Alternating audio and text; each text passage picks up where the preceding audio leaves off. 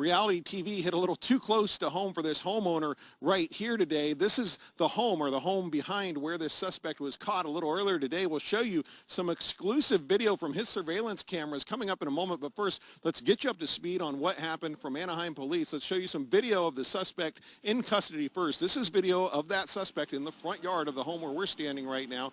He was arrested earlier today after what Anaheim Police say was an incident that happened with an officer on patrol on State College near La Palma. What they say happened is around noon, they got a phone call or a call in from an officer saying he was in foot pursuit of a suspect. The next call they got is that he had been assaulted or had some sort of assault with a deadly weapon on him. And then the next thing you know, shots were fired. That officer apparently fired on the suspect. But as you can see from that video earlier, it appears the suspect was not hit. He got away, went into a neighborhood, this neighborhood we're in, and hid. So that started a massive search for him. Well, that search ended in the backyard of the home we're at. Now, let me set this up for you before we show you this next part of video. You know, people have these surveillance systems that alert them on their phones. They're basically motion detectors, surveillance cameras. When they go off, you get a ding on your phone. Well, the owner of this home was at work when his phone started going off like crazy. Let's show you that surveillance video right now. This is one of the first clips he saw. If you look closely, you see that is the suspect apparently in his backyard. You see him grab a door. He's apparently trying to get into the garage of this home. Remember, the homeowner wasn't home.